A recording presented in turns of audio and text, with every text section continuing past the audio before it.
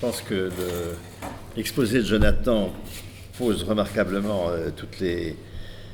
le contexte et la problématique. Je reprendrai les quatre dimensions qu'il a données, hein, cotisation, universalité, conventionnement et démocratie.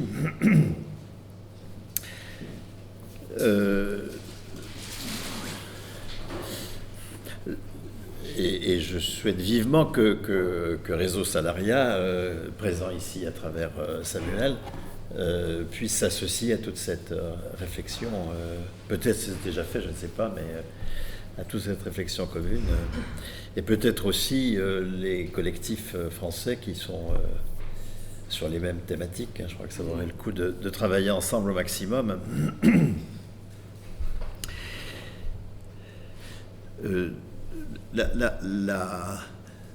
L'enjeu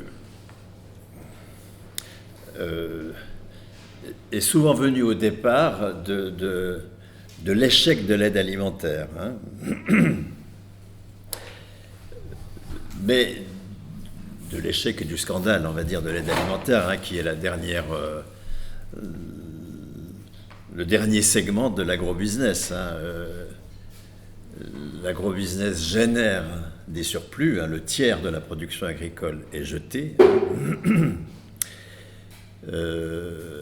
L'agrobusiness génère des surplus, la gestion des surplus est extrêmement coûteuse. Si on peut la confier à des associations qui font de l'aide alimentaire et en plus bénéficier d'un crédit d'impôt parce que la grande distribution a fait une bonne œuvre en donnant ces surplus, c'était tout bénef. Enfin, il y a un scandale inouï de l'aide alimentaire comme segment de l'agrobusiness. Et donc, il faut en finir avec l'aide alimentaire. Mais comment en finir avec l'aide alimentaire ? Ça mène la réflexion, et j'ai beaucoup apprécié l'insistance de Jonathan sur ce point, parce que trop de réflexion sur la SSA repose sur comment sortir de l'aide alimentaire. Mais ça ne suffit pas, hein. Il s'agit de changer la production de l'alimentation, sa distribution, tout en assurant, alors ce qui a été très bien montré par la statistique, hein, un salaire aux travailleurs du domaine, hein, globalement, et la situation est la même en France et en Belgique, hein, par rapport aux années 70, l'immobilier a pris la place de l'alimentation dans les budgets des ménages, hein, et l'effondrement de l'alimentation dans le budget, en même temps que doubler, voire tripler la part de l'immobilier dans le budget, cet effondrement a été rendu possible par l'industrialisation de la production alimentaire, avec tous ces effets nocifs que tu as parfaitement signalés en termes de morbidité liée à une alimentation extrêmement défectueuse.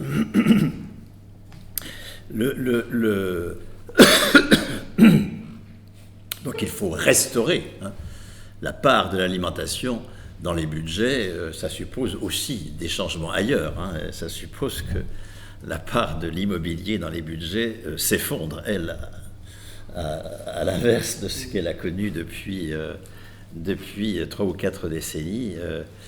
Et ça a à voir, hein, parce que, par exemple, rendre gratuit le foncier, hein, faire de la terre un bien commun, aurait aussi un effet, évidemment, sur les coûts de la production du logement.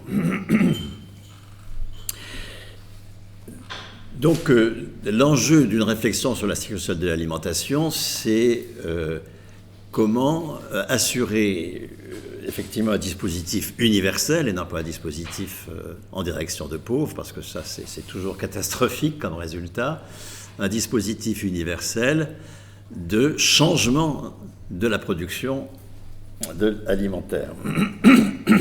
Enfin, un dispositif de changement de la production alimentaire qui permette un accès universel, à cette alimentation de qualité.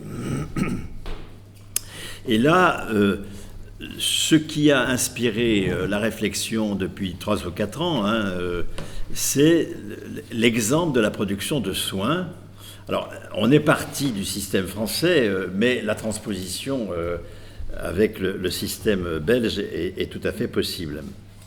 Dans les années 60, on observe une forte hausse des salaires. Mais cette hausse des salaires s'opère dans ce qu'on appelle en monnaie marquée, c'est-à-dire que la hausse des salaires, évidemment, se traduit en partie par une hausse du salaire direct, le salaire poche, disons, pour prendre un vocabulaire belge, qui va au compte postal ou bancaire, mais elle s'est faite aussi largement par cotisation, donc un salaire qui, lui, est socialisé et qui va à une caisse. Et c'est de la monnaie, c'est pas du tout la production de soins n'est pas gratuite, il y a un marché du soin. C'est de la monnaie, ce sont des biens à prix, ce ne sont pas des biens gratuits. C'est de la monnaie, mais c'est de la monnaie marquée, c'est-à-dire qu'elle n'est pas utilisable de manière universelle. Elle n'est utilisable qu'auprès de professionnels conventionnés. Et c'est donc cette double dimension, cotisation et convention, qui va tout à fait ensemble.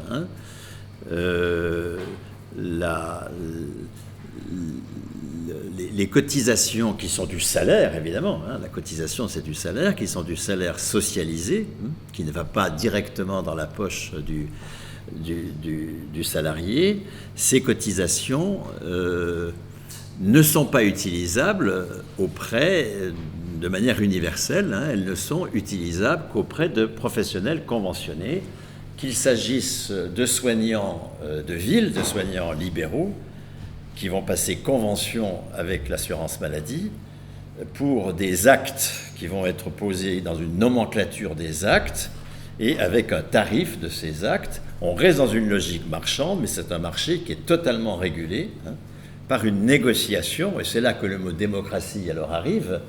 Alors, est-ce que c'est démocratique en France? Ça, je n'irai pas jusqu'à dire ça, mais ça fait partie des conquêtes à faire justement pour l'avenir. Je pense que la question de la démocratie de la décision est maintenant au premier plan de toutes nos réflexions partout, de l'horizontalité des institutions, etc. Tout cela maintenant devient décisif. Le Covid montre qu'il faut absolument qu'il y ait gestion par les soignés eux-mêmes des soins, enfin, etc., etc. On l'avait vu pour le VIH, bien sûr. La question de la démocratie excède largement, bien sûr, celle de l'alimentation, mais est maintenant posée de manière universelle. Je ne dis pas du tout que les choses sont démocratiques dans la situation sociale du soin aujourd'hui, mais nous avons déjà quand même des institutions massives, c'est 10% du PIB, c'est pas rien, on n'est pas à la marge, là c'est 10% du PIB qui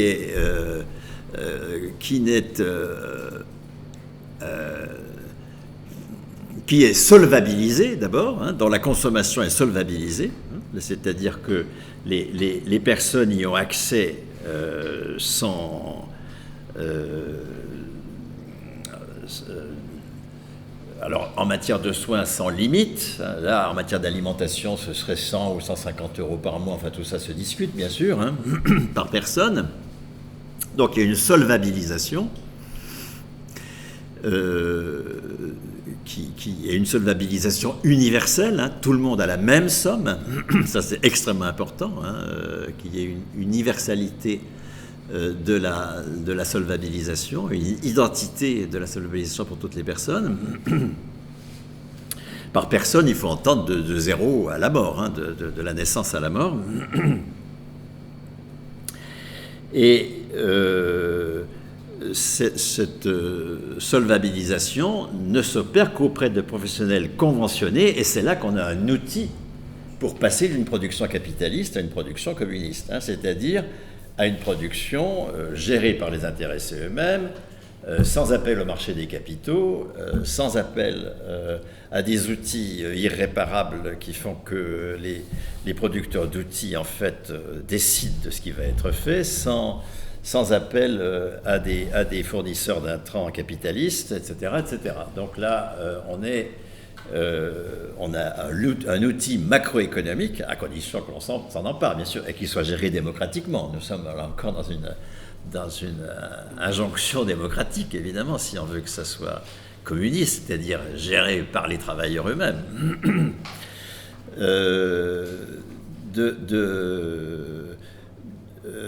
D'un dispositif qui est à une échelle qui permet de sortir de la marge, hein, parce que Jonathan a très justement souligné ce qu'il appelle les alternatives inoffensives. Hein, et dans les alternatives inoffensives, la Confédération paysanne qui, depuis 40 ans en France, lutte contre la FNSEA, donc contre l'agrobusiness, avec des paysans qui font du bio, etc., etc., etc., au bout de 40 ans, qu'est-ce qu'elle dit? On sert de faire valoir.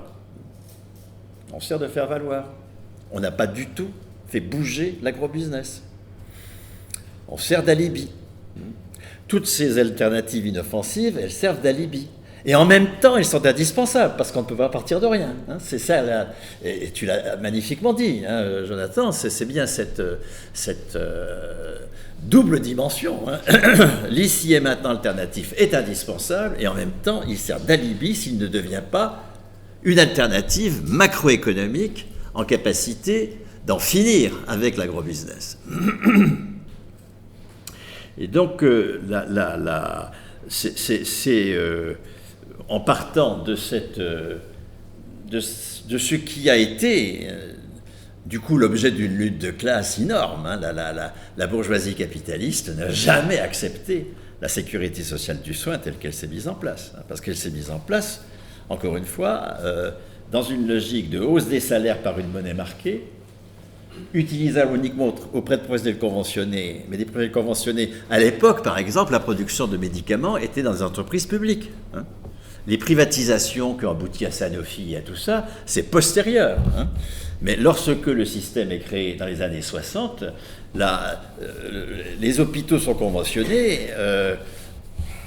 Et je dirais, malheureusement, on ne pose pas la question du type de fournisseur de ces professionnels parce qu'ils sont publics eux-mêmes. Donc, ma foi, sauf que quand ils vont être privatisés, on ne va pas mettre en cause le fait que le conventionnement, finalement, crée un marché public captif à des groupes capitalistes. C'est à ça qu'aboutit l'assurance maladie aujourd'hui, hein, de servir de vache à lait.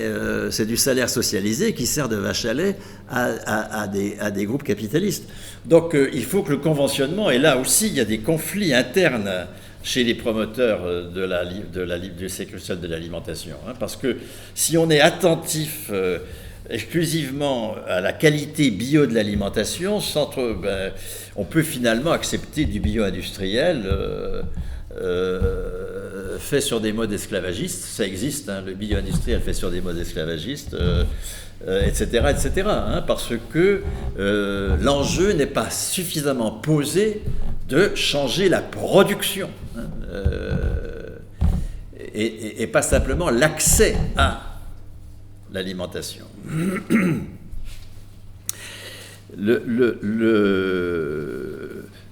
Qu'est-ce que ça... Donc, c'était l'objet d'une lutte de classe considérable et qui fait qu'aujourd'hui, le gel de la cotisation, le taux de cotisation de l'assurance maladie n'a pas bougé en France depuis 1979. Il n'a pas bougé depuis maintenant plus de 40 ans, alors qu'il avait doublé entre 45 et 79. Donc, il double en 30 ans et il ne bouge plus depuis 40 ans. Donc évidemment, les hôpitaux sont endettés.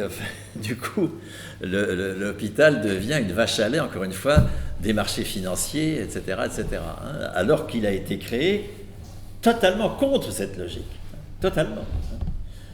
Il faut s'interroger d'ailleurs comment un mouvement ouvrier qui a créé cela a été, je crois, tétanisé ou je ne sais pas quoi, inattentif, hein, au fait que ce dispositif a été récupéré par une logique capitaliste. Là aussi, ça va nous interroger. Hein, comment créer des institutions c'est une chose, mais comment veiller à leur pérennité pour qu'il n'y ait pas récupération, c'est aussi une autre question. D'où la question de la démocratie, évidemment, hein, qui est une question absolument centrale, qui n'a pas été posée correctement, certainement à l'époque.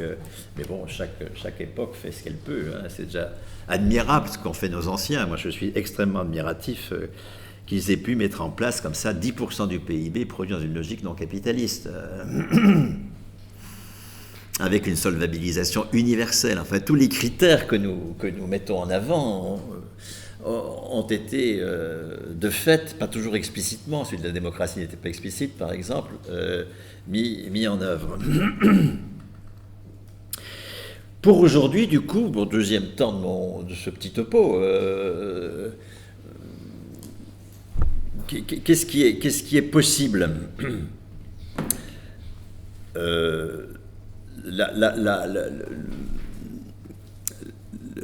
l'épidémie a montré, hein, c'est pas, ça existait bien avant évidemment, hein, mais a montré le caractère scandaleusement faible des salaires des métiers les plus utiles. Des tas de métiers dont on s'est passé très bien et qui sont très bien payés mais qui ne servent à rien. En revanche, les plus utiles, qui sont en général féminins par ailleurs, ou racisés, sont extrêmement mal payés. Bon. Donc on pourrait, par exemple, hein, c'est une proposition que je fais dans le bouquin avec Lordon, dont vous avez d'ailleurs quelques exemplaires ici, si vous voulez, parce que le Gréséa qui en avait commandé pour hier, du coup, enfin, la séance est reportée, elle aura lieu en mars-avril, hein, mais il y a quelques... Si vous êtes intéressé, vous pouvez vous les procurer tout à l'heure. Mais je fais cette proposition-là, mais qui est aussi une proposition réfléchie dans le cadre de Réseau Salariat, mais pas encore totalement... dont le réseau ne s'est pas totalement emparé, c'est des choses qui sont en cours, disons. La hausse des salaires, telle qu'elle est aujourd'hui avancée dans les milieux syndicaux, c'est de passer le SMIC net. Alors net en France, c'est pas le poche parce que il y a encore une ponction fiscale dessus, mais qui vient après. Donc ce qu'on appelle net, c'est pas le poche. Hein. Il faudrait aussi, le poche est inférieur puisqu'il y a des impôts là-dessus. Mais le SMIC net est de 1 250 € actuellement par mois. Et la proposition, c'est de passer à 1 700 €. Bon. Donc une augmentation de 500 €.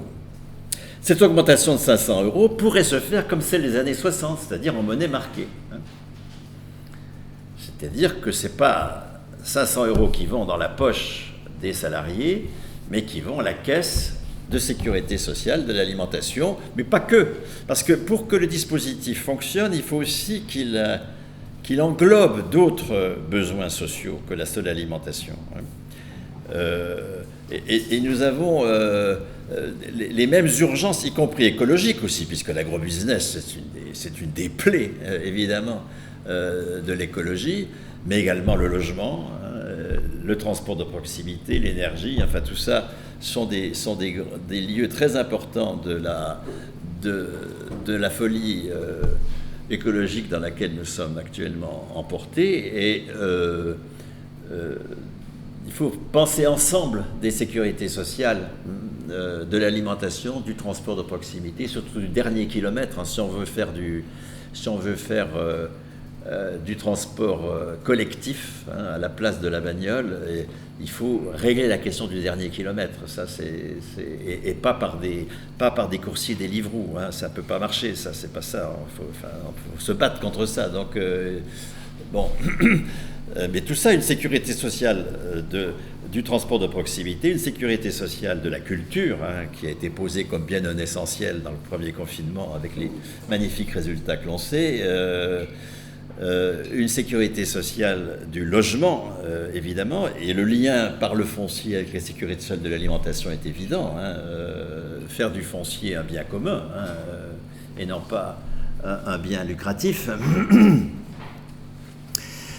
Tout cela fait système, hein, il faut le penser ensemble. Hein. Alors il faut bien sûr que des groupes thématiques s'engage dans une réflexion spécifique sur alimentation, logement, transport, culture, mais il faut penser ensemble à cette mise en sécurité sociale des productions, dans une logique de sortir toutes ces productions du capitalisme. Et donc à l'échelle macroéconomique indispensable si on ne veut pas être dans ce que tu as appelé très justement les alternatives inoffensives. Merci du mot, je m'en réemparerai à l'occasion. Il n'y a pas de copyright. Pardon ? Il n'y a pas de royalties. Non, merci. Ah ben, nous nous battons évidemment contre le droit de propriété intellectuelle, ça c'est clair. C'est une sacrée saloperie dont on voit les effets en matière de vaccination, hein, bien sûr. Et donc, la hausse des salaires,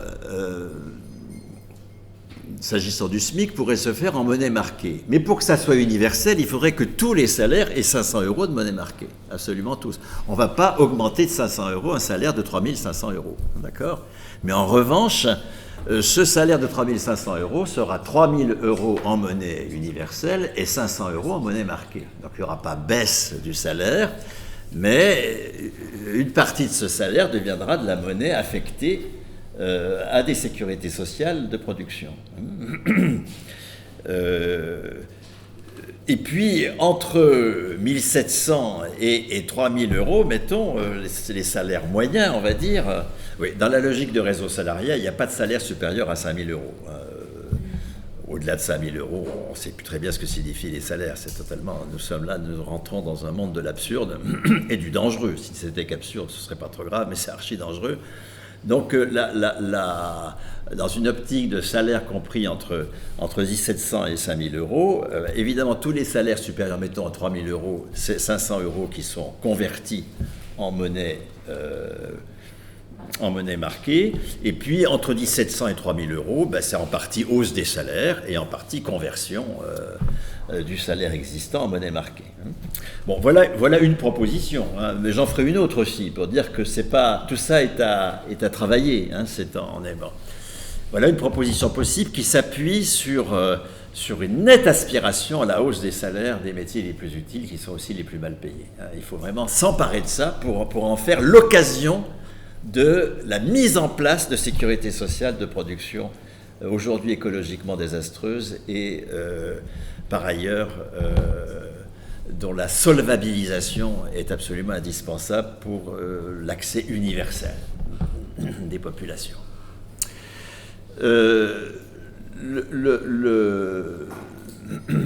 Alors, autre dimension, s'agissant des critères de conventionnement, là c'est une foire d'empoigne entre ceux qui proposent la sécurité sociale de l'alimentation. Et heureusement qu'il y a des groupes. C'est une des propositions les plus populaires actuellement, hein, dans les propositions alternatives.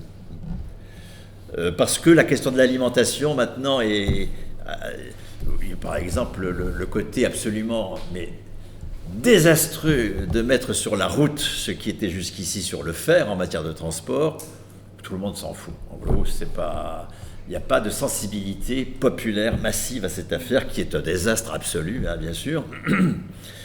Mais en matière alimentaire, en revanche, il y a cette sensibilité sur laquelle il faut s'appuyer. Mais justement, s'appuyer pour aussi dire que c'est aussi urgent de changer l'accès au transport. Hein. C'est aussi urgent de changer l'accès à l'énergie, c'est aussi urgent de changer l'accès à la culture, etc. C'est cette extension, hein, de l'ambition de mise en sécurité sociale qu'il faut porter aussi, hein, sans vouloir que tout se fasse d'un coup, etc. bien sûr, mais en ayant ce souci en permanence, à mon sens, pour ne pas faire une espèce de cantonnement dans l'alimentation parce que c'est populaire, on en reste là, alors qu'il y a des urgences identiques en matière de logement.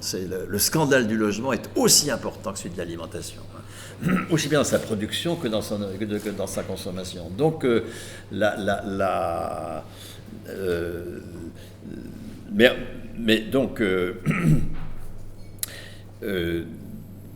l'enjeu des critères de conventionnement est décisif. Parce que si on est uniquement sensible à l'accès à l'alimentation, on va être pas trop regardant sur les conditions de sa production.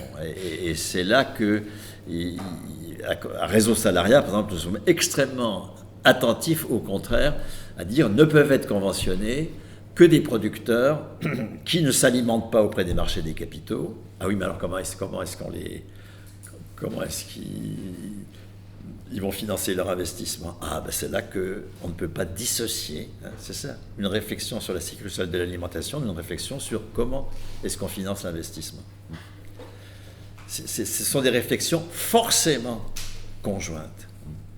Si on n'insiste pas là-dessus, on va vers des risques de Sanofi, hein, d'accord? On va vers des risques de fournir des marchés publics captifs, une solvabilisation de la population à des groupes capitalistes. Or, c'est ce que nous ne voulons pas, évidemment.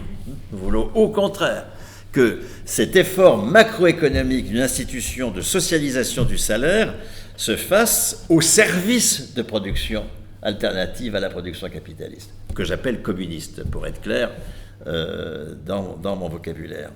Et je vais continuer à dire communiste, je ne ferai plus la périphrase alternatif, etc., si ça ne vous embête pas. Puis si ça vous embête, tant pis. De toute façon, c'est ce que nous faisons avec Lordon, nous mettons le mot communiste sur la table. Et on ne se cache plus derrière des paraphrases. Parce que l'alternative au capitalisme, c'est le communisme. Et donc, comme critère, il va y avoir le fait donc, que ces producteurs ne font pas appel au marché des capitaux. Mais donc, ça suppose que l'on ait des choses à dire sur le financement de l'investissement. Comme critère, il y a le fait que ces producteurs ne fassent pas appel aux travailleurs détachés et à par exemple, tout le bio-industriel, hein, qui, encore une fois, est fait dans des conditions invraisemblables de statut des producteurs, mais aussi du bio non industriel, hein, qui est fait avec des revenus paysans qui sont, comme tu l'as montré, maintenant la moitié des revenus équivalents dans l'industrie, alors qu'ils étaient les mêmes il y a 40 ans. Hein. Donc là, ça suppose quel type de rémunération pour ces producteurs, hein. Là, nous avons la logique du paiement à l'acte des soignants dans la sécurité sociale du soin tel qu'il a été mis en place, avec des actes codifiés, etc. Ça, c'est une logique, mais il peut y avoir une autre logique, hein, où ces producteurs sont payés au salaire à la qualification personnelle, comme le sont les fonctionnaires, comme le sont les retraités, enfin, etc., indépendamment de la validation sociale de leur activité. Hein, ils sont reconnus en tant que personnes porteurs d'une qualification et la caisse de sécurité sociale. Donc ça veut dire quoi? Ça veut dire que tout leur chiffre d'affaires, enfin toute la valeur ajoutée de leur chiffre d'affaires, ils la versent à la caisse de sécurité sociale. Ils ne se payent pas avec, d'accord? Ils ne se payent pas avec. Mais c'est la caisse de sécurité sociale qui leur paye un salaire à la qualification, qui ne dépend pas de la logique de validation de leur activité. Et Dieu sait si en matière agricole, la validation sociale de l'activité dépend du temps qu'il fait. Prenez les gelées tardives de ce printemps qui ont détruit énormément de fleurs et qui font qu'aujourd'hui, des tas de fruits ne sont pas produits, n'ont pas été produits cette année, enfin, etc., etc. Donc, on ne peut pas faire dépendre le revenu des producteurs d'alimentation de la validation sociale de leur production. Elle est trop aléatoire, beaucoup trop aléatoire. Et là, nous entrons dans une logique qui dépasse largement la production de... Vous voyez bien, hein? Est-ce qu'il faut continuer à payer les gens en fonction de la validation sociale de leur activité? Ça, c'est la logique capitaliste. Ou est-ce que nous reconnaissons que toute personne est en responsabilité et en capacité de produire la valeur économique et que nous assumons ce droit et cette responsabilité par un salaire à la qualification personnelle? Là encore, est-ce que la sécurité sociale de l'alimentation est l'occasion, hein, de pousser plus loin les conquêtes en matière de statut des travailleurs. Donc ça ne suffit pas de dire qu'il faudrait qu'ils aient leurs revenus moyens, etc. Non, c'est des projets tout à fait en dessous de ce que doit être un projet de production alternative. C'est important de comparer, de montrer que cet effondrement doit cesser, que la part de l'alimentation dans le budget doit nettement augmenter, que celle de l'immobilier doit baisser, enfin, etc., etc. Tout ça, évidemment, fait partie de l'argumentaire, mais il s'agit de saisir toutes ces productions alternatives, cette mise en sécurité sociale, de production alternative, et il n'y a pas que l'alimentation, encore une fois, à l'ordre du jour, pour généraliser le salaire à la qualification personnelle. Ça vaut pour les artistes, pour une sécurité sociale de la culture. Dieu sait si on a déjà chez les artistes une déconnexion entre la validation sociale de l'activité et le salaire, un peu comme chez les fonctionnaires, mais c'est mis complètement à nouveau en discussion, aussi bien en France qu'en Belgique, et c'est l'occasion de dire mais non, nous allons créer une sécurité sociale de la culture avec des professionnels quant au salaire à la qualification personnelle. Encore une fois, c'est saisir tous les débats publics pour avancer dans ce sens.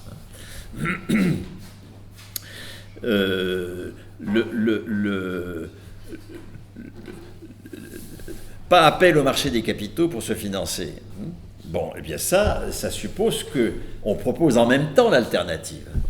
C'est-à-dire que, et c'est là que nous, à Réseau Salarié, on n'est pas sur 150 € par personne et par mois, mais sur 100 € seulement. Pourquoi ? Parce que, les alternatifs actuellement ne peuvent pas assumer le tiers du marché.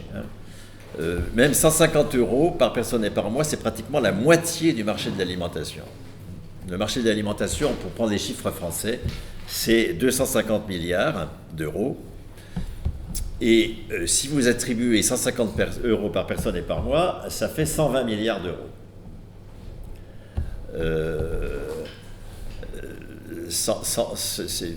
En gros, la population française est 5 à 6 fois plus que la population belge, donc vous divisez par 5 à 6 cette affaire et vous avez à peu près les chiffres belges, je suppose.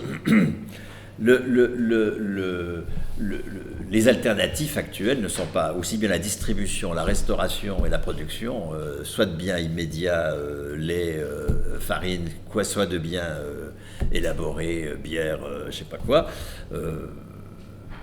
ne peuvent pas assumer aujourd'hui la moitié du marché, c'est pas vrai, ça, c'est impossible. D'où, d'ailleurs, chez ceux qui préconisent ça, au nom de l'accès à l'alimentation, on dit « Oh ben oui, mais on ne va pas être trop regardant sur les critères de conventionnement. » Vous voyez ? Pour nous, c'est l'enjeu décisif, les critères de conventionnement et leur définition démocratique.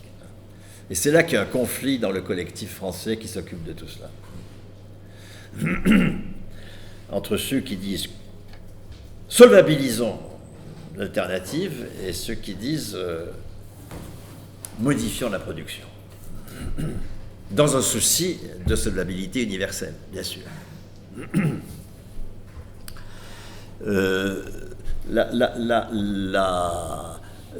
Ça suppose donc que si on ne peut conventionner que des professionnels qui ne vont pas un peu le marché des capitaux, il s'agit que la Caisse subventionne l'investissement. Et donc qu'une partie des 120 milliards, parce qu'on est bien sur 120 milliards de financement de l'assurance maladie, de la sécurité sociale de l'alimentation, mais que 80 milliards seulement aillent à la solvabilisation sur les marchés, sur les biens finaux, donc 100 € par personne et par mois, et que 50 € par personne et par mois, que 40 milliards aillent à l'installation de nouveaux agriculteurs. Tu l'as dit toi-même, on est passé de 35 000 aujourd'hui, 36 000, c'était combien 117 000. 117 000, donc on a divisé par 3 le nombre d'exploitants. En France, il n'y a plus que 400 000 exploitants, dont la moitié ont plus de 55 ans, donc imaginez ce que ça veut dire dans les 10 prochaines années. Il faut installer au moins 1 million d'exploitants par an, rapidement, au cours des prochaines années. Ça suppose d'investir énormément dans l'achat de terres ou dans le fait que des collectivités publiques déclarent hors marché La bataille pour que les collectivités publiques déclarent hors marché le foncier est une bataille décisive, bien sûr. Il y a en France une institution qui est Terre de Liens, qui est une institution liée à la Confédération paysanne, qui attribue des lots à des nouveaux... mais ce qu'ils attribuent par année est très inférieur au nombre de fermes qui disparaissent. Donc tout ça, c'est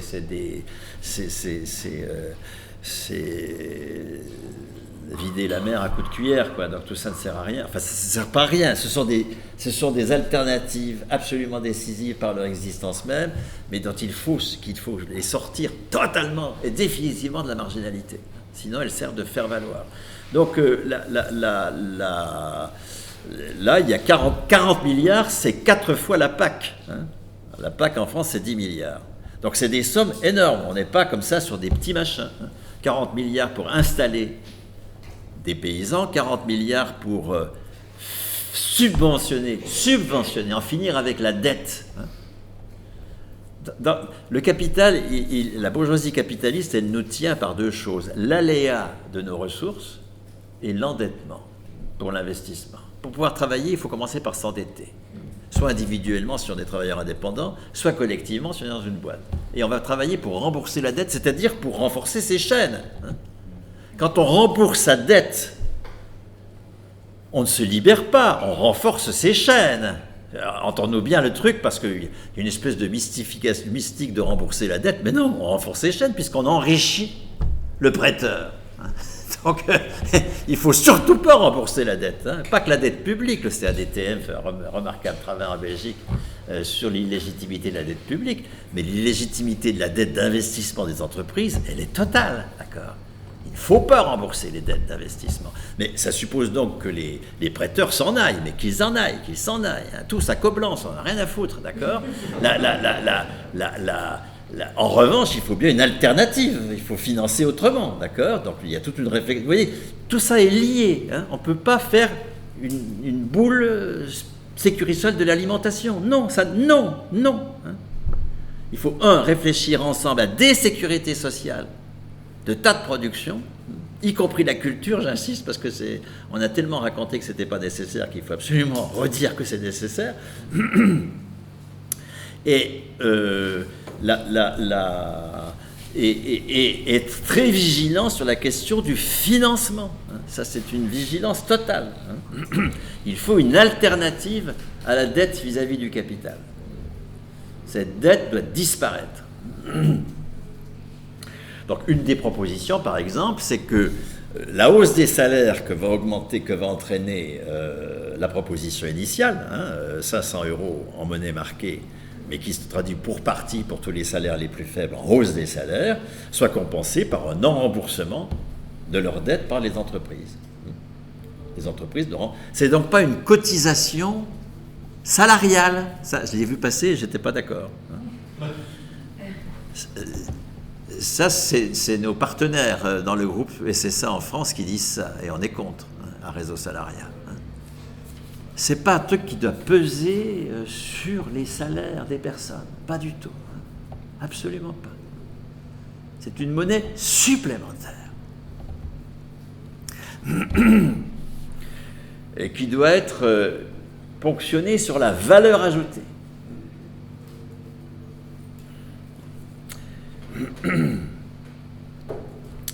Ou alors, qui doit être, et je vais en finir là-dessus, qui doit être par une création monétaire. Alors, nos pays ont perdu leur possibilité, leur souveraineté monétaire depuis Maastricht. Mais il est possible, je vous renvoie à des travaux, il y a beaucoup d'économistes qui réfléchissent là-dessus, comment retrouver la souveraineté monétaire sans quitter la zone euro. Quitter la zone euro, c'est un coût politique inconsidérable, qui peut être porté dans des ambitions nationalistes qui aujourd'hui relèvent quand même largement de l'extrême droite. Donc, moi personnellement en tout cas, je suis extrêmement méfiant par le vocabulaire de la souveraineté et toutes ces histoires-là. Je pense que tout cela est très ambigu. retrouver une capacité de création monétaire est possible sans quitter la zone euro.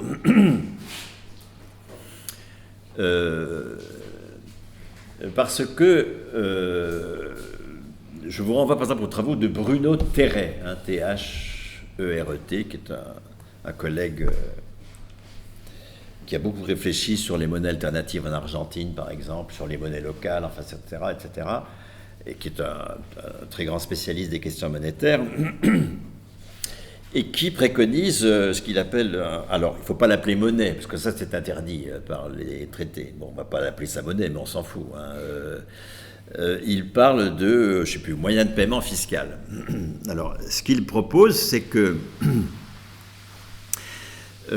ces sécurités sociales... Alors, lui, il ne parle pas de... Enfin, on s'empare de sa proposition dans le cadre de la réflexion sur les sujets. Il ne parle pas de ça, lui. Il parle de comment retrouver une capacité de création monétaire pour des services publics, pour tout un tas de choses. C'est là-dessus surtout qu'il réfléchit, lui, sans sortir de la zone euro. Bon. Il ne faut pas que ce soit convertible en euros, c'est fondamental. Ça, c'est interdit. Et c'est tout le problème des monnaies locales. Les monnaies locales, elles sont appuyées sur l'euro. Donc, elles servent à protéger des marchés locaux. Ce n'est pas inutile, hein. Mais en termes d'effets macroéconomiques, c'est rien, d'accord, hein. Nous restons dans le carcan de l'euro, hein. Or, il faut sortir du carcan de l'euro dans cette affaire pour être en capacité de faire de la création monétaire, hein, qui ne soit pas appuyée sur l'euro, mais qui du coup ne soit pas convertible non plus, hein.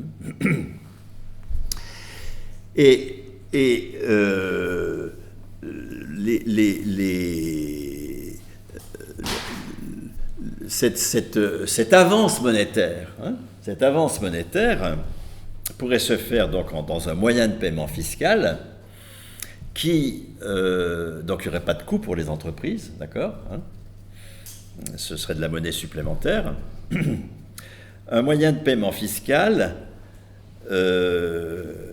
avec lequel on payerait les producteurs. Les producteurs seraient payés par cette monnaie. Sauf que cette monnaie, elle sert à acheter de l'alimentation, mais les producteurs d'alimentation, ils ont besoin de s'acheter aussi des godasses ou des téléphones ou des machins comme ça. Donc ça suppose que cette moyen de paiement, toutes les entreprises doivent les accepter. Il y a une obligation d'accepter ce moyen de paiement. Et ça, c'est possible, tout ça est parfaitement possible. Et avec cela, elles peuvent payer leurs impôts, hein, voilà. L'enjeu, c'est qu'elles peuvent payer leurs impôts avec cette monnaie.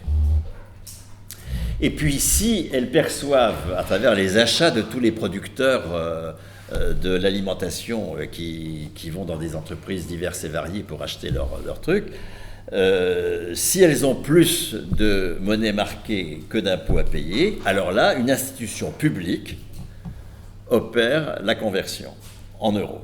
Et ça, c'est possible. Tous les traités européens rendent tout ça possible. Donc nous pouvons, sans payer le prix économique et politique d'une sortie de la zone euro, retrouver une possibilité de création monétaire qui serait une autre solution que ne pas payer la dette, d'accord, pour les boîtes qui ont un coût supplémentaire à travers la cotisation. Moi, je n'ai pas de religion entre ces deux propositions, il y en a peut-être d'autres encore, hein, mais il faut absolument réfléchir à la question du financement, hein, sinon ce ne sera pas crédible, notre affaire. Voilà les quelques éléments que je voulais apporter en complément du remarquable exposé de Jonathan, que je remercie beaucoup.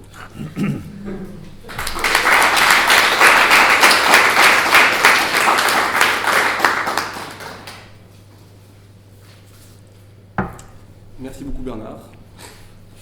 Aussi pour les compliments. Je suis flatté. Bon, maintenant, cher public, c'est un peu à vous de jouer, hein.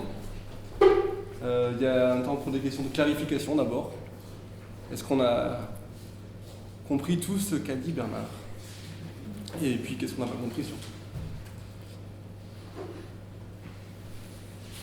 Sébastien. Ouais, très rapide. Bernard, tu as évoqué la question du conflit assumé entre ceux qui disent qu'il faut massivement réorienter la production et grosso modo ceux qui disent qu'il faut solvabiliser la question des alternatives. Tu as détaillé l'aspect production, pas tellement l'autre. Et c'est lié à la question notamment que Jonathan a amené sur des alternatives insuffisantes, dérisoires, Est-ce que tu peux rappeler ce que tu as dit sur l'autre aspect, quoi? Sur l'aspect universalité de la solvabilité, Ouais. J'ai insisté sur son universalité. Hein. Dans la proposition que je fais dans le bouquin avec Lordon, c'est tout le monde à 500 balles. Hein. Quel que soit son niveau de salaire. Tout le monde à 500 balles en monnaie marquée. 500 balles en France, c'est la moitié de la Sécu globale. Hein, vieillesse, santé, famille, etc. etc. Hein. Nous sommes à 300 milliards pour une Sécu qui est à peu près de 600 milliards. Donc on augmente de 50% le dispositif de sécurité sociale. Jonathan parlait d'augmenter du tiers, hein, enfin 20-20-20 en gros, d'ajouter 20 au 20 santé et 20 vieillesse, il faut prendre les allocations familiales aussi, en fait, etc. etc. Bon, oui, non, c'est 70 en tout. Oui, c'est mais ça. 20, ça correspond au plus. Voilà, augmenter un peu moins du tiers. Là, c'est une proposition, mais qui excelle la sécurité de l'alimentation. C'est 500 € par personne, pas par personne, par travailleur, là,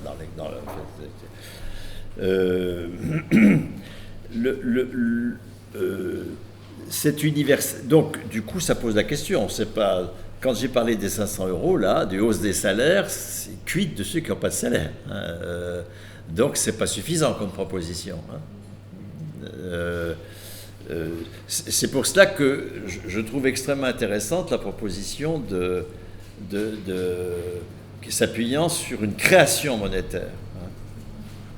L'intérêt d'une proposition qui s'appuie sur une cotisation supplémentaire, son insuffisance, c'est qu'elle concerne les titulaires de salaire, mais quid des autres. Hein. Bon. Son intérêt, c'est qu'elle est compensée par un non-remboursement de dette. Or, il faut absolument s'attaquer à la dette privée. Encore une fois, notre réflexion sur la dette, elle est trop centrée sur l'illégitimité de la dette, elle est beaucoup trop centrée sur la dette publique. Il y a une illégitimité de la dette privée. Je parle de la dette d'investissement, je ne parle pas de la dette de consommation, c'est une autre affaire, ça. Hein. Je parle de la dette d'investissement. Mais tu as parfaitement raison de me demander d'en dire plus sur la solvabilisation universelle. L'intérêt justement d'une création monétaire, c'est que là, ça permet d'affecter de fait, alors je ne dis pas 500 € à toute personne, hein, mais quelqu'un qui a des enfants, il n'aura pas simplement 500 €, hein, ou quelqu'un qui n'a pas d'emploi, il aura quand même 500 €, enfin, etc. Donc ça, c'est tout à fait nécessaire. Hein. Il est nécessaire que le dispositif soit universel, c'est-à-dire qu'il concerne toute personne adulte comme titulaire, et puis les enfants, alors au même niveau ou à des niveaux moindres, ça dépend un peu de l'objet même de la sécurité sociale. Hein. Qu'est-ce qu'il faut que je te dise de plus? Ça va? Bon, parfait. Si en plus je réponds à vos questions, là on est dans le miracle. Là. Bien sûr, c'est pas spécialement clarification? Si là c'est plutôt clarification, ouais. C'est la tentative. Quoi. T'en mets pas trop la pression quand même. Ah. Oui, c'est ça, vas-y. Okay. Quand on parlait de la diminution des paysans et agriculteurs, et aussi chose à laquelle j'ai repensé, c'est le nombre de suicides. Et donc voilà, Brigitte en parlait dans sa conférence, je crois, mais c'est en moyenne un agriculteur qui se suicide tous les 2 jours. Et donc voilà, quand on se dit ce serait bien qu'il y ait il y a un besoin en nouveaux exploitants, je pense qu'il y a aussi une revalorisation essentielle de ce job, et peut-être une redéfinition, parce que bon, on imagine un exploitant, mais on peut aussi se dire que c'est pas forcément, qu'on pourrait communautariser ça, ou en tout cas, voilà, je sais que les brigades d'action paysanne, c'est parce qu'il y a un besoin de main d'œuvre, mais organisent une participation de bénévoles à aller travailler la terre quand les agriculteurs en ont besoin. Voilà, se dire que de temps en temps aussi, je passe pas une seule personne, ou en tout cas pas une famille qui gère ça, parce que c'est quand même, voilà. Et sinon, oui, dans les alternatives, comment savoir si c'est inoffensif ou offensif, c'est un peu, je sais pas, Enfin voilà, quand tu comparais au système des hôpitaux et tout ça, alors on connaît les dérives avec la privatisation, du coup je pensais aux maisons médicales qui sont quand même une chouette alternative qui date des années 70 je pense, et je me disais est-ce qu'on pourrait imaginer une espèce de maison de l'alimentation avec des cotisations alors soit salariales, soit de membres en fonction des revenus, mais se dire que les produits de base serait gratuit et accessible à tous ceux qui font partie de cette maison de l'alimentation. Enfin, voilà. Est-ce que ça, est-ce que ce type d'alternative, à chaque fois, comment on peut savoir en fait parce que maison du coup de l'alimentation n'est pas obligé que ça change au niveau national, en fait, déjà c'est ce que toutes ces alternatives font, mais comment on peut savoir, c'est dur non, de savoir si ça va être une alternative inoffensive ou justement qui participe au système. Moi, ce que j'ai envie de faire écho à ce que vous dites sur la revalorisation du travail paysan. Actuellement, d'ailleurs, tu faisais dire dans les statistiques, Jonathan, les paysans sont valorisés par le fait qu'ils font partie de l'excédent commercial du pays. Enfin, ils participent aux exportations, ce qui est quand même.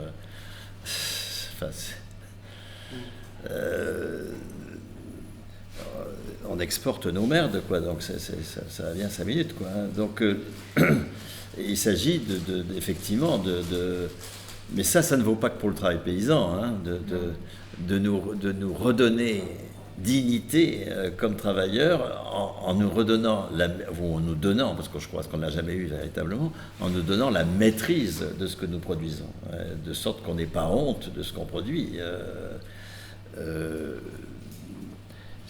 Mais ça ne vaut pas que pour le travail paysan, ça vaut pour tous les travaux. Hein. La souffrance au travail, hein, parce qu'il y a aussi des suicides à France Télécom, il y a des suicides un peu partout. Hein, la souffrance au travail, pour moi, c'est un terme qui est aussi scandaleux que, je ne sais pas quoi, moi, l'hystérie féminine, vous comprenez. C'est dégueulasse, je trouve, de parler de souffrance au travail.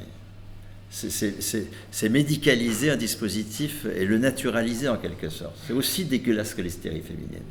C'est une notographie médicale pour désigner quelque chose qui n'existe pas, d'accord ? Ou plus exactement qui n'existe que parce que nous ne maîtrisons pas le travail. Donc, trop de l'activité syndicale aujourd'hui a comme objet de gérer la souffrance au travail. Non. Il n'y a aucune raison que le travail soit source de souffrance. Aucune. Le travail est source de bonheur, de la création, enfin, etc. Donc, à l'origine de la souffrance au travail, il y a deux choses. Hein. L'origine minoritaire, c'est « j'adore mon boulot, mais je ne peux pas le faire ». Ça, c'est les soignants, en gros. Et puis, l'origine majoritaire, c'est « je n'aime pas ce que je fais ». Je sais pourquoi j'ai choisi ce métier, mais tel qu'on me le fait exercer aujourd'hui, je ne suis plus d'accord. Mais je continue, parce que mes ressources dépendent du fait que j'ai un emploi. D'où l'urgence que nos ressources ne dépendent plus du fait qu'on ait un emploi. Hein. Ça, c'est très important, hein, de poser la ressource comme un attribut de la personne. Non pas un revenu de base, hein. Non. Un salaire à la qualification personnelle, bien sûr. Mais aussi, hein, d'où l'importance de conquérir la maîtrise sur le travail concret dans nos entreprises.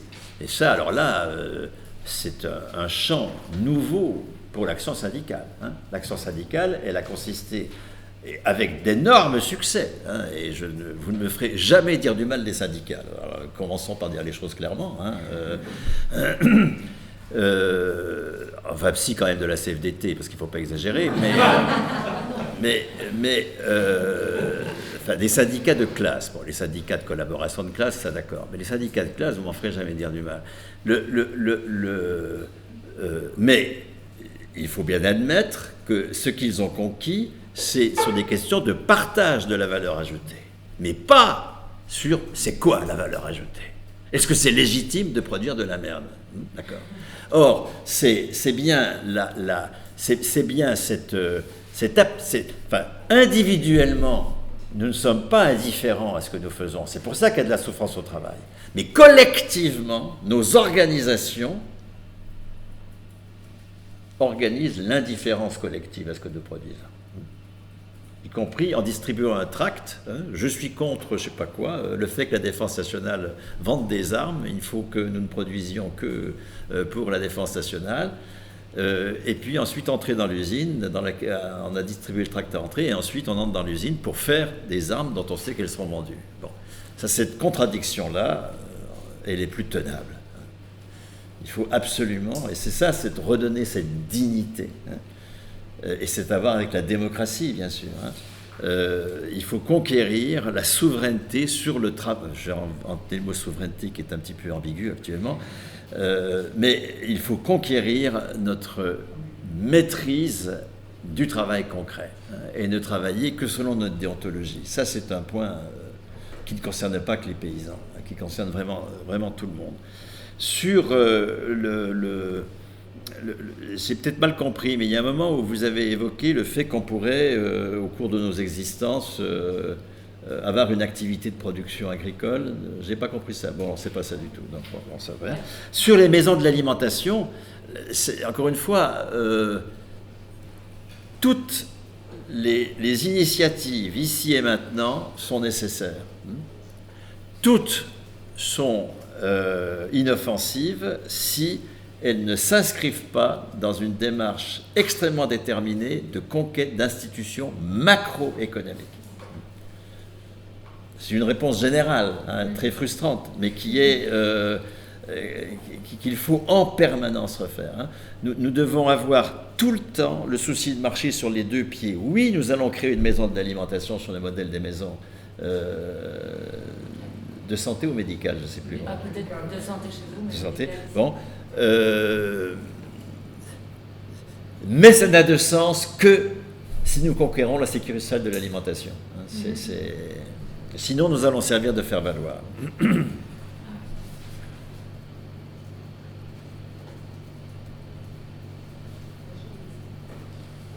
peut-être moi qui me trompe, qui n'ai pas compris, mais j'ai quand même l'impression que, tout à l'heure, on a parlé dans le quatrième principe pour la SSA de démocratie participative et locale, pour définir le genre d'enseignement, parce que moi je suis d'accord qu'il faut absolument redéfinir les critères de production avec l'enseignement, mais j'ai l'impression qu'en tout cas dans les milieux que dans la SSA, il y a quand même déjà une idée très définie de ce que sera un bon enseignement, avec par exemple justement soit des idées communistes ou alors des idées, je sais pas, plus faire l'agroécologie ou ce genre de truc par rapport à ce Mélan.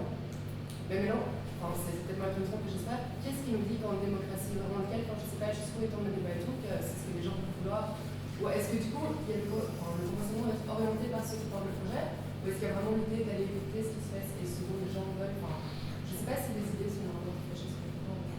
Non, la question est extrêmement juste, extrêmement juste.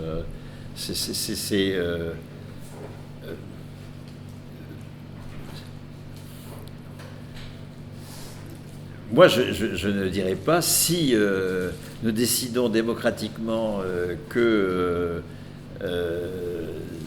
nous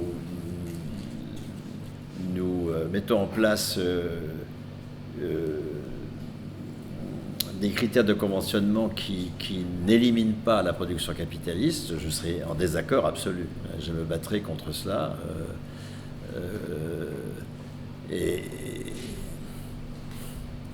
Enfin,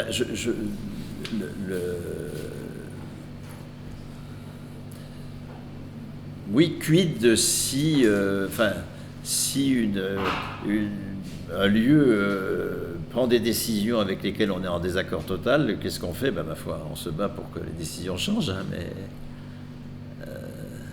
c'est vrai, vous avez raison, que nous sommes actuellement porteurs de critères qui ne seront pas forcément validés par des institutions démocratiques qu'on mettrait en place. Oui. Et quoi, on bypasse la démocratie en petit temps? Pardon? On bypasserait la démocratie en petit temps le temps de mettre en place un gouvernement. Quand j'ai du mal à imaginer en fait comment ça se passe. Moi aussi. Donc, bienvenue au club. On est tous... on est tous sur les questions de tactique et de stratégie, bien sûr. Moi, je suis là historien de la Sécu, j'essaye de dire ce qu'on peut tirer de notre histoire collective, mais j'ai pas de réponse à ce genre de questions.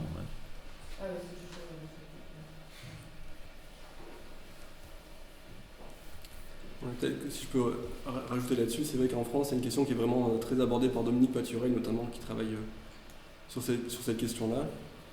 Et c'est vrai qu'à l'inverse, un Mathieu Dalmé va aller dire vraiment on est ouvert à tout, et c'est la démocratie, c'est les gens qui vont complètement décider. Et c'est vraiment un point d'achoppement qu'il peut y avoir, par exemple, avec les réseaux de lutte contre la pauvreté, même si au départ c'est la question de l'aide alimentaire. C'est de dire si les gens reçoivent 150 € par mois, en fait, qu'on n'a vraiment pas de revenus, on va préférer aller les dépenser chez Lidl, chez Aldi, enfin, je connais que des marques, vraiment dans le low cost le moins cher possible pour avoir le maximum de volume, quoi.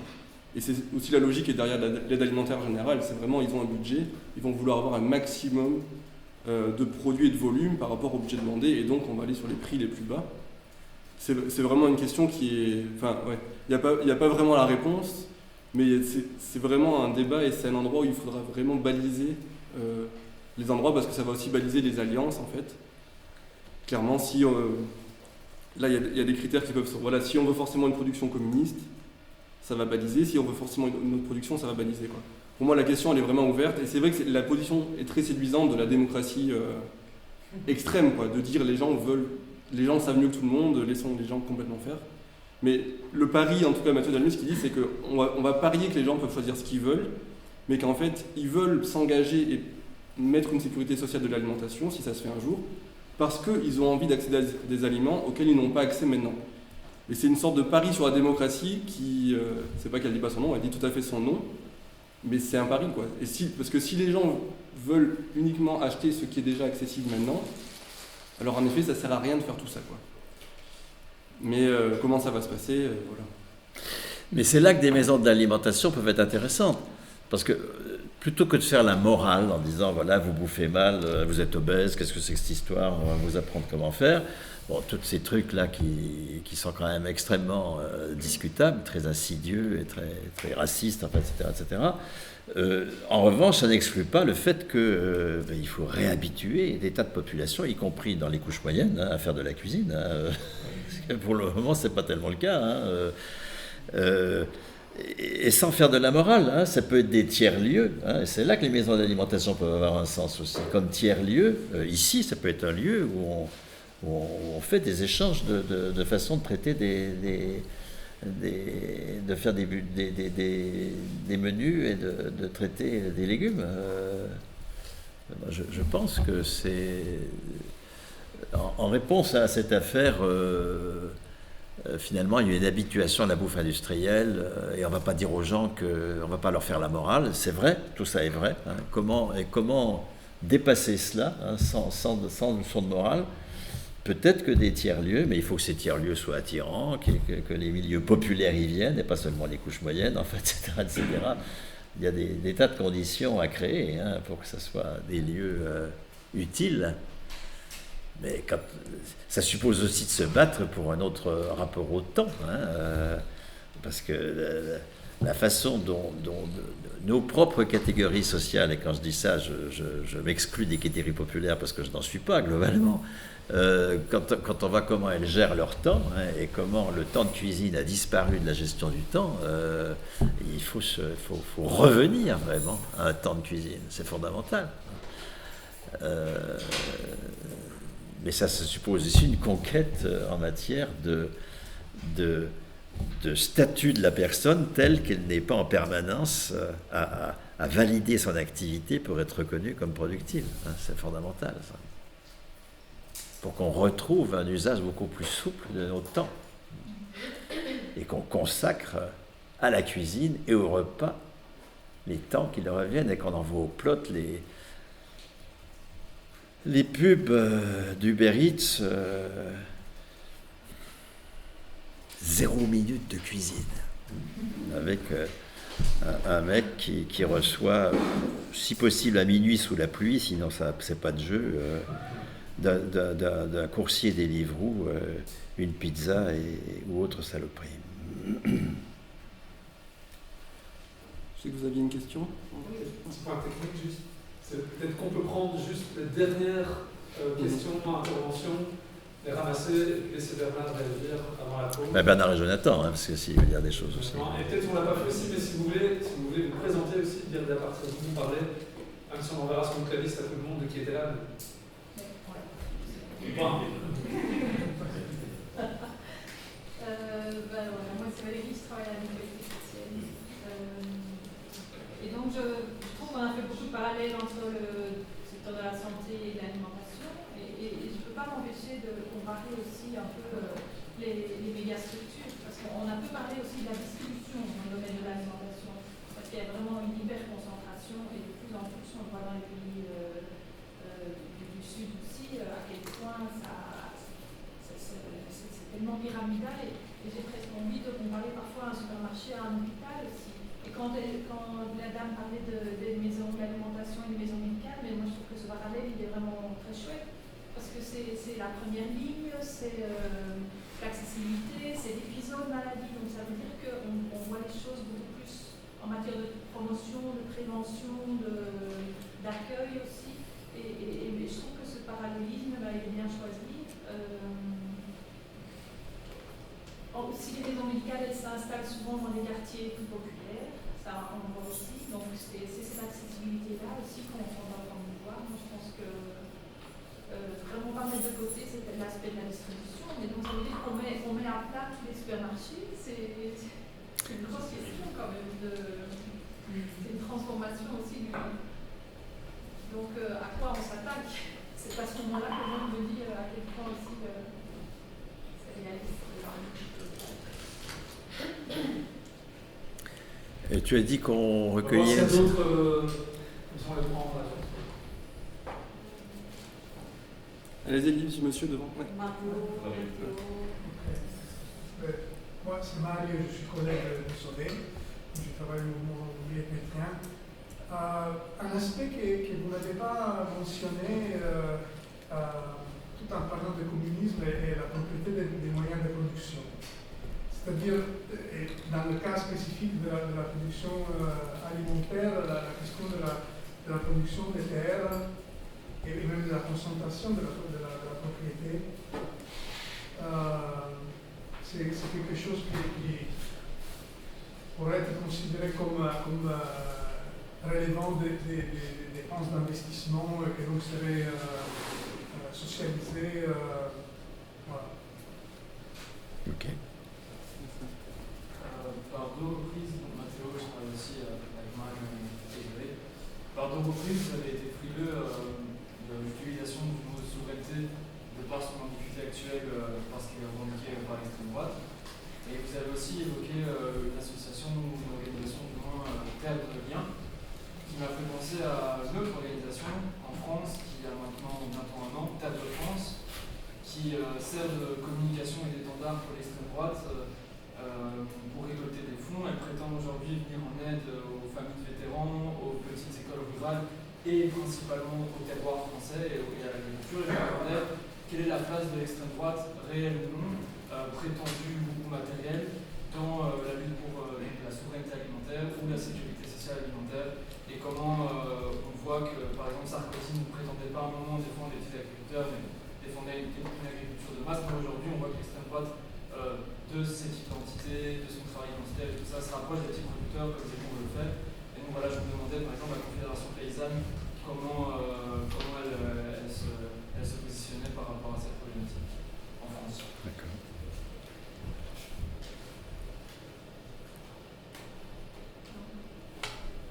Je vois plus les doigts. Mais...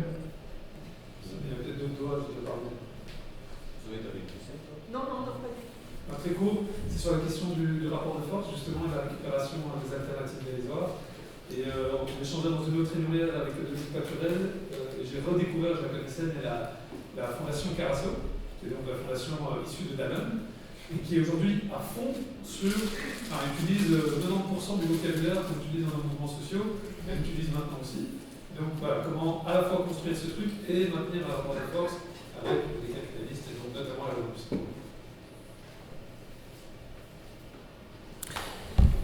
Valette Belbracé, la grande distribution, oui, j'en ai pas parlé. Hein. Les 4 segments à conquérir, dont il faut conquérir la maîtrise, c'est la production de biens de base, la production de biens élaborés, la distribution et la restauration. Alors bien sûr, la grande distribution, c'est un secteur absolument décisif de l'agrobusiness. Beaucoup de l'agrobusiness vient de la grande distribution, qui a à la fois fait des étals absolument magnifiques qui génèrent un gâchis tout à fait considérable, a besoin de fruits rutilants, ce qui génère du phytosanitaire à gogo, enfin, etc., etc. J'insiste pas, puis je ne suis pas spécialiste de ces questions, donc je ne vais pas insister davantage, mais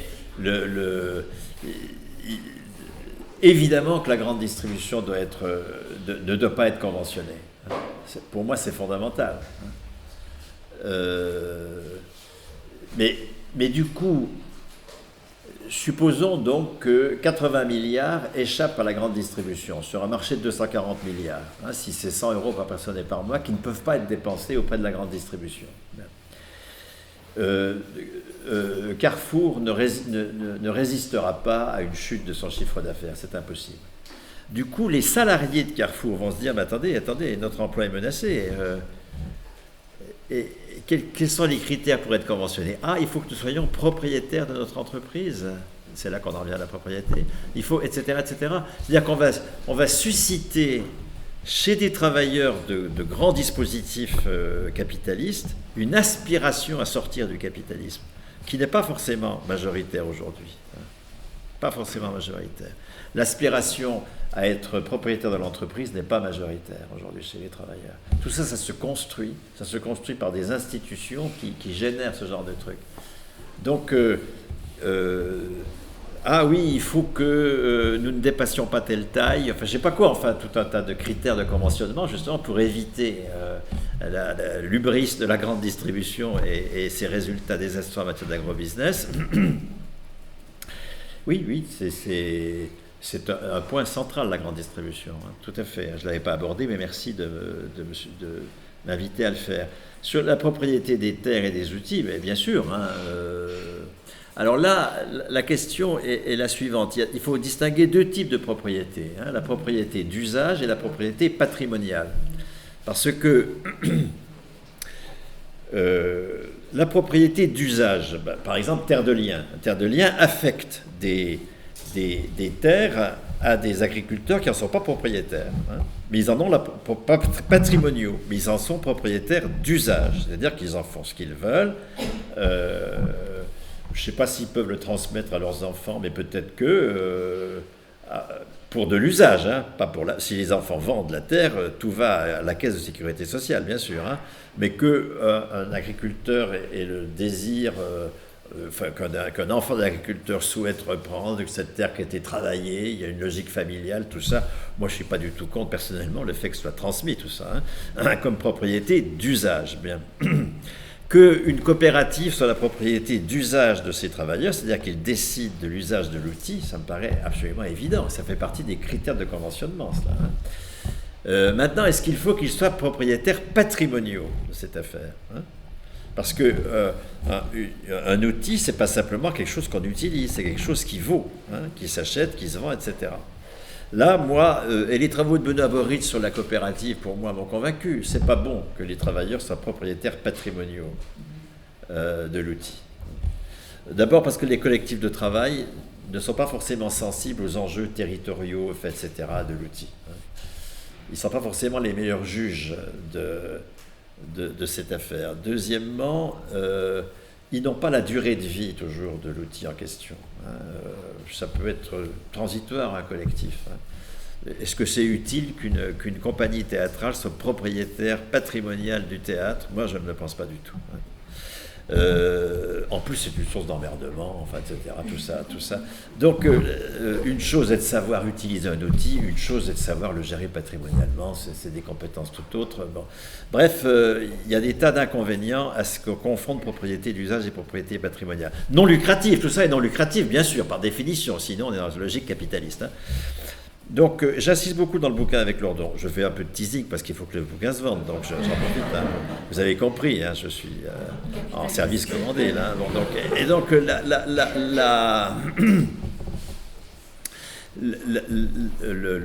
il faut deux instances. Il faut que le collectif des travailleurs soit propriétaire d'usage de l'outil et qu'une collectivité publique quelconque, là encore, là, on a des enjeux démocratiques fondamentaux à trouver, hein, tout ça n'est pas... Et comme je ne connais rien à ces enjeux, je laisse à Dominique Paturel et d'autres qui, eux, sont des spécialistes qui travaillent là-dessus, le soin de réfléchir. On ne peut pas tout faire, on n'est pas universel. Hein. Il faut qu'il y ait une collectivité publique quelconque qui soit propriétaire patrimonial et qui puisse ôter l'usage de l'outil à un collectif défaillant. Parce qu'un collectif peut être défaillant. Et il n'y a aucune raison qu'il bousille l'outil alors qu'il est défaillant.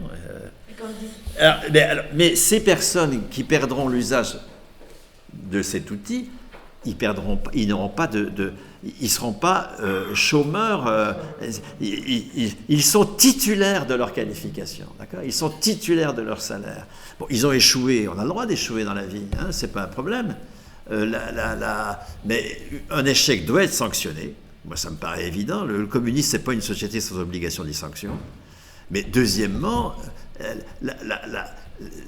la personne doit être en permanence confirmée dans sa capacité de produire de la valeur, y compris en cas d'échec. Et c'est pour cela qu'il faut absolument qu'elle soit titulaire de son salaire, hein, et non pas titulaire d'un contrat de travail, comme le propose trop souvent la gauche, hein, qui la fait dépendre en permanence du lieu où elle travaille. C'était l'échec soviétique et beaucoup lié à ça, c'était l'entreprise-providence. L'entreprise-providence, ça ne peut donner que de la merde. L'entreprise ne doit être source d'aucun droit. Les droits doivent être les droits de la personne, exclusivement. C'est fondamental. Excusez-moi, juste par rapport à collectivité publique, que ces deux termes, mais ça veut dire l'État ou ça veut plutôt dire des citoyens? Alors, je vous renvoie à ce que je dis de l'État dans le bouquin avec Lordon.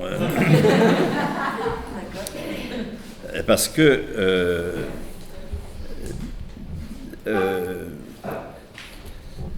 moi, toute ma réflexion est née, hein, de l'étude depuis maintenant une cinquantaine d'années du régime général de sécurité sociale. Alors, le régime général de sécurité sociale, il est géré par les travailleurs pendant 20 ans, de 47 à 67. C'est-à-dire que l'équivalent, c'était le même budget que le budget de l'État. Donc une fonction collective, vraiment, qui est à la même hauteur que la totalité du budget de l'État était gérée par les travailleurs. C'est-à-dire que nous avons bien de l'État, c'est-à-dire une fonction collective ayant force de loi, parce qu'il faut qu'il y ait des fonctions collectives ayant force de loi, gérées par les travailleurs. Ça, c'est l'État communiste.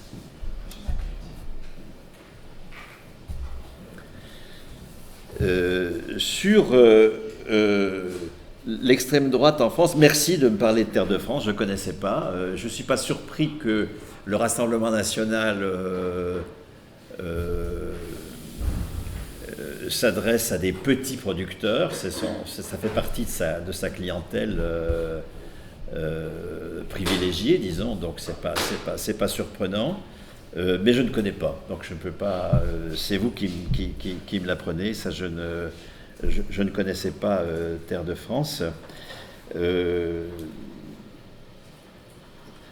La Fondation Carasso. Alors, la Fondation Carasso. Donc, Carasso, hein, pour ceux qui ne savent pas, c'est les ex-propriétaires de Danone, hein, qui a été racheté ensuite par le groupe BSN, Boussois, Souchon, Neufzel, des Verriers. Hein, c'est le contenant qui a acheté le contenu. Hein, pour faire le groupe Gervais Danone, enfin, etc. Bien. Et les propriétaires, les ex-propriétaires de Danone, comme toujours, hein, blanchissent leur argent sale dans une fondation, comme LVMH blanchit son argent sale dans des trucs culturels, enfin, toutes ces saloperies qu'il faut absolument finir, hein, bien sûr. Hein.